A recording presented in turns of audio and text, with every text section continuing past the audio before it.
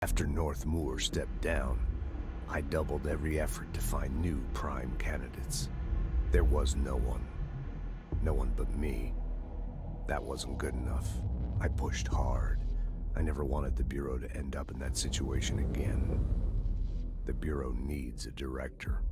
Always.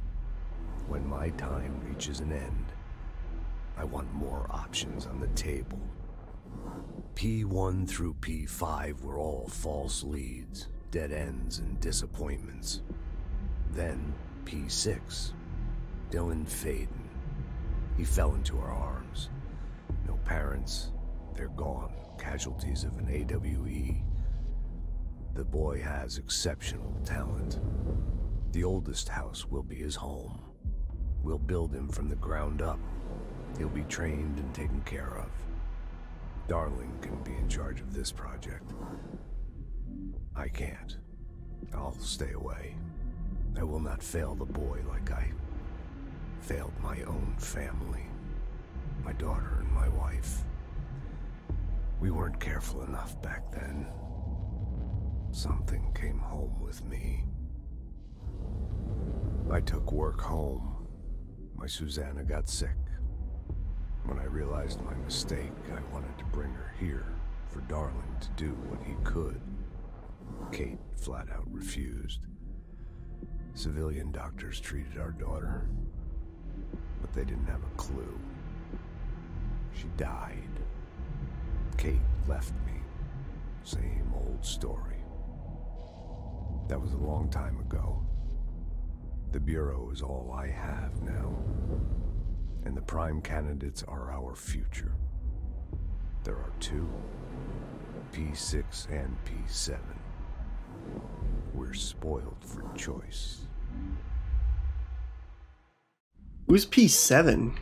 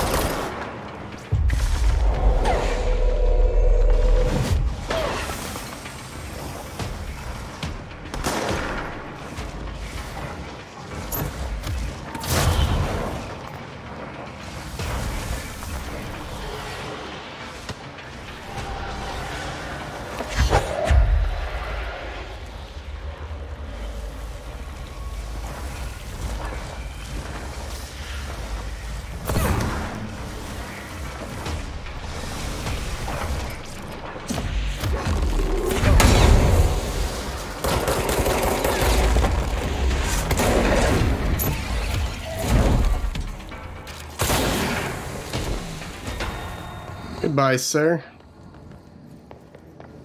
Goodbye, sir. What the fuck?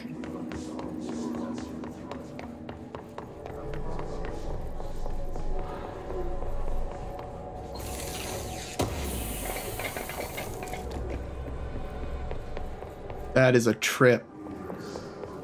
I wish things had gone differently. He's 6. For us. But wishing won't change things. Finding the projector will. Ordinary. There's so much coming together in this one case. A new object of power, something we have not seen before. I mean, coming from me, that's saying something. And the boy, Dylan Faden, prime candidate 6. And the sister as well, once we catch up with her. But the boy, so much potential. We're talking Northmore level readings here. And I don't want to invoke his name. It's completely different circumstances here. It's remarkable.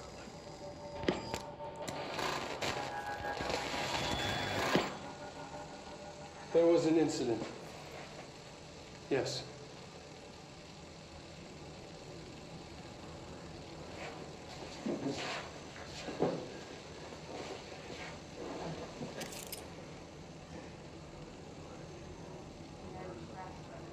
We lost a valuable member of our team, yes. Excessive force. Dylan has so much. But he's just a kid. I'll take the blame. He needs some slack. I mean, boys will be boys. He's exceptional and under a lot of stress. Roberts got killed. It's an unfortunate accident, that's all. Marshall needs to realize this. We will make this work. We'll make this work.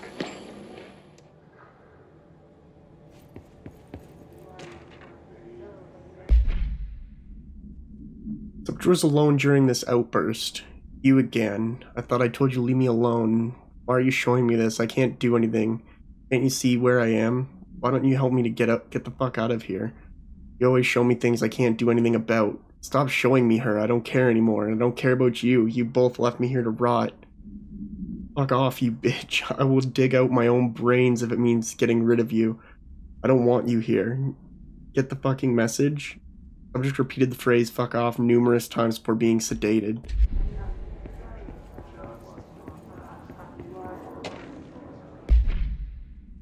Blunt force injuries to the back of the head and neck. Extensive trauma to the abdominal region. Holy shit. After examination, it was determined that cause of death was internal bleeding that occurred when the blank was contorted through his blank. All the times I felt paranoid, I was right. The Bureau could have given me the answers, but they just stood by and watched me. I'm P7. I kind of had a feeling. Play there all the time. Me and Dylan, and other kids as well. We loved it. This time, I remember, was different.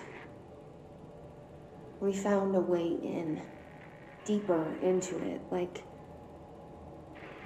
it had shifted. We went inside, and that's where we found the slide projector. A dump is a place for lost things. Things that have been thrown away. Did you ever feel that way when you were growing up, Jesse? What? No. Yes, but that has nothing to do with... Was there a slide projector at your home when you were small? No. Those were before your time, I suppose. But your family did look at photos together, maybe. In one form or the other? Maybe. When was this? Can you remember?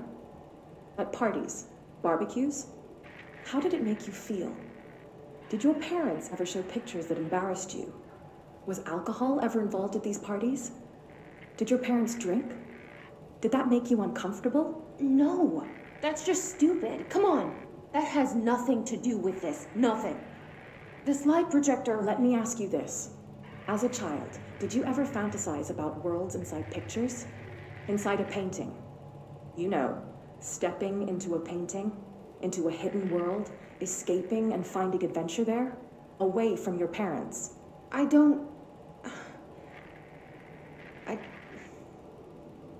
think so. I don't remember.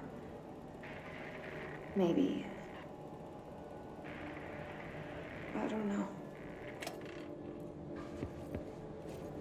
Man, they got my messages from my therapist meetings. Kind of fucked up.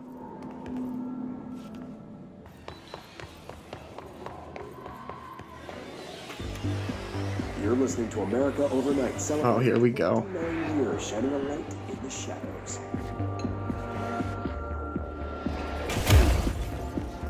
Thank you for staying with us. Here's our first caller. Hi. What I'm about to tell you, if they found out, I don't know what would happen. If who found out, brother? The men in the suits. They told me it was an industrial accident, but this is something else. Something nobody talks about. Ordinary. This certainly doesn't sound very ordinary, caller. No, not ordinary. Ordinary. It's a town. And it wasn't an industrial accident. I mean, that's what they said.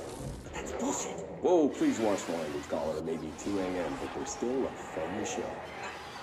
I'm sorry. It's just, my brother was there.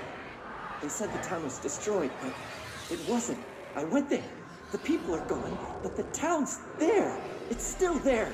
So the population of an entire town disappears, yet the town remains. Tell me, was the phrase, "there is no salvation," written anywhere? I'm not sure. The same thing happened in Brazil in 23, a village called Rio Verde. More than 600 people just up and left. The government said they were fleeing guerrilla forces, but we know the truth. A mass abduction, as predicted by my regular guest, Dr. Quincy Reagan. Abduction? You mean aliens? Bullshit! Oh, they're lying! Now I warned you about the language, caller. I'm afraid we're gonna have to cut you off. And good timing, too. It's time for a short break. Hang in there. America Overnight will be right back.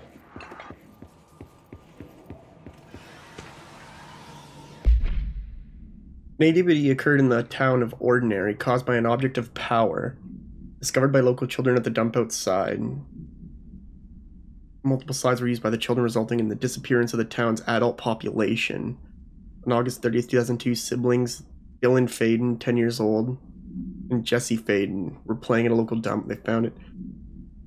Team led by Dr. Trench and Dr. Darling arrived at the site. The AEW had ended with the team found the Faden children, who led them to the slide projector and the slides, which had been burned with the exception of one. Jesse escaped with agents attempting to detain the pair. Total 17 surviving individuals were found in the town. All of them were brought in for questioning and tests.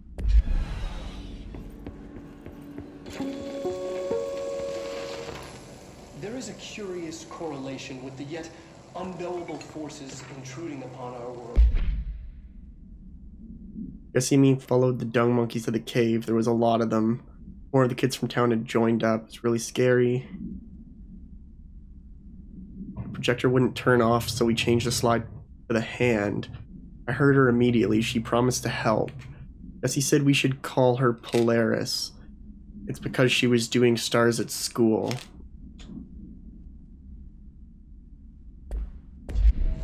In the form of altered world events. These forces gravitate toward archetypal objects, a gun, a television, a supposedly haunted house. So clearly humanity affects this process. Our collective unconscious is a map of things. We hold the key, but we don't know how to use it. We create these archetypes through everyday life, popular culture, urban legends, but we are observing and influencing a complicated system in action. We can change the likelihood of something being a receptacle for these forces just by thinking about it. But we haven't found a... I'm sorry about this. And yet, there's something unique in us, in our dreams, in the conceptual reality with power with our minds. What's the cause and what's the effect? Are we the starting point or just a necessary evil in this? A byproduct, a reflection? I'm trying. I didn't want this. I didn't. Answers to these hard questions, or do I try?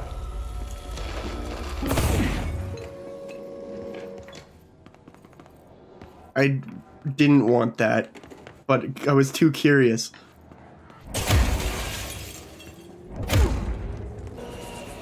Annual evaluation of Dylan Faden, formerly P6, performed by Dr. Carl Levon. The questions asked here correspond to the 5th iteration of the Gunner's psychological assessment. Are you ready, Dylan? Let's begin then. In a single word, describe the world around you. Where's Casper? Dr. Darling is out of the building today. He's never out. He didn't want to come, did he? He never visits, not since Roberts. So tell Darling it wasn't my fault. I couldn't control it yet, but I can now. I learned. Will you tell him? In a single word, describe the world around you. A prison. A cold, empty prison. Not even a poster on the wall. What is the next number in the sequence 3, 6, 9, 12, 15? 18. What day is it today? How the hell would I know? It's not like you give me a calendar. You find a rabbit in the woods. It is breathing, but not moving. You cannot see any blood. What do you do? Leave it. Expand on that. It doesn't matter. The rabbit's not real. None of it's real. What day is it today? Do you enjoy asking people questions that can't be answered? Is this what gets you up in the morning? What you dreamed of doing as a scared, stupid little girl?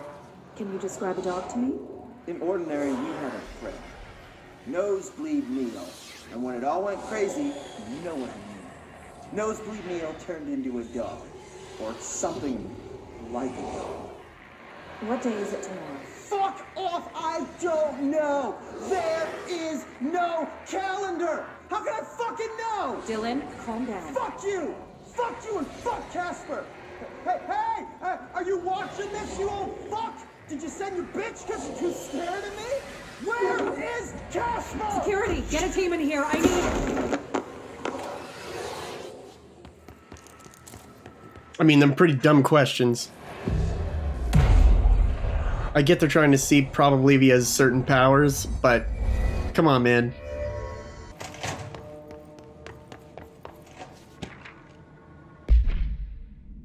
Second slide we called the meadow, but it was really just an empty lot with a bunch of weeds.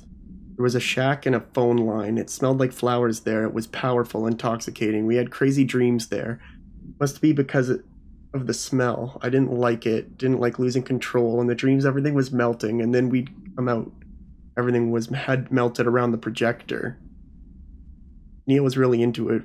We found out he'd been coming there more and more on his own. Then Tom beat the secret out of Neil and found the projector. He and his goons took it. We thought Neil had got lost inside the meadow when Tom changed the slide, but that's not what happened. Unconfirmed existence of additional slide designation meadow.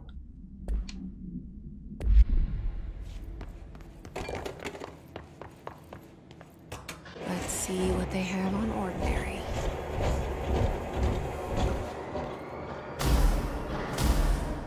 Holy hell. Our home, our school, the woods, the dump.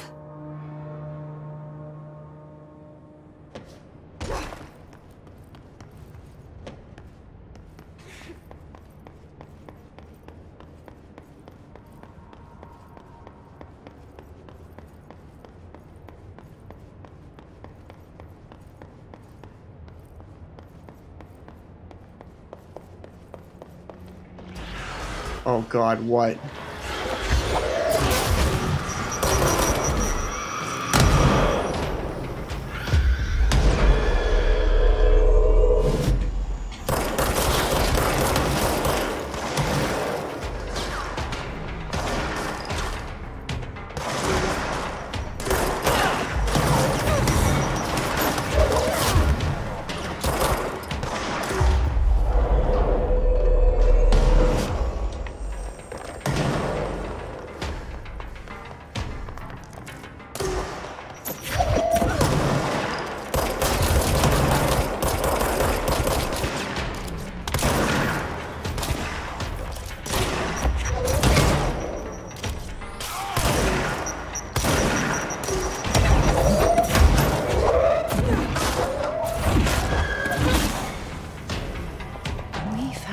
Projector in the dump outside town.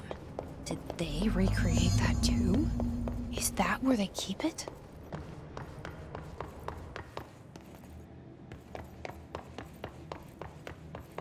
This is a trip, man. This is getting crazier and crazier. You mentioned a poem last time we talked. By Thomas Zane? Yes. Beyond the shadow you settle for, there's a miracle illuminated. I looked the poem up. Only I couldn't find any poet by that name.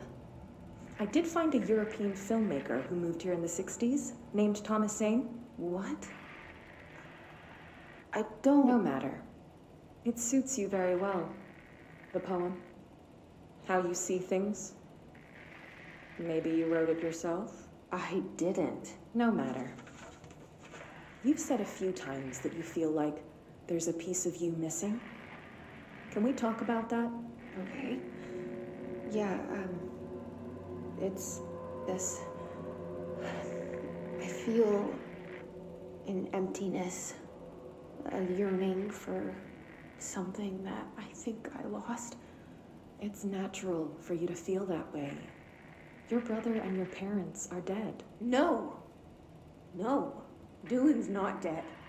And that's not even it. You were referring to the imaginary friend from your childhood? Polaris. She's come back. After a long time, she's calling me. In a dream I saw, she showed me things. Jesse. It felt more real than anything. As real as what happened in Ordinary. The industrial accident in your hometown? That you believe Polaris caused? No, it wasn't an accident. There was no industrial accident, and Polaris didn't cause it. She saved me and Dylan. Jesse... No! It was a cover-up. The government knows about it. There were agents there. Agents from... I don't know exactly, but they took Dylan. I'll find them. I won't stop looking.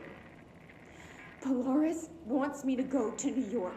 There's a building there. I have to leave soon. I have to be there at a very specific time. Something hugely important is going to happen. Jesse, you know we can't let you go until you're well. And that begins by understanding what's real and what's imagined. Psychiatrist sounds like a dick, honestly.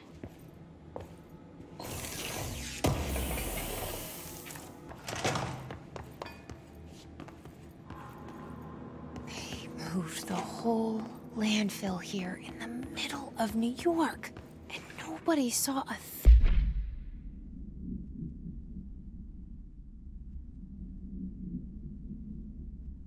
All work in the ordinary dump is to stop effective immediately.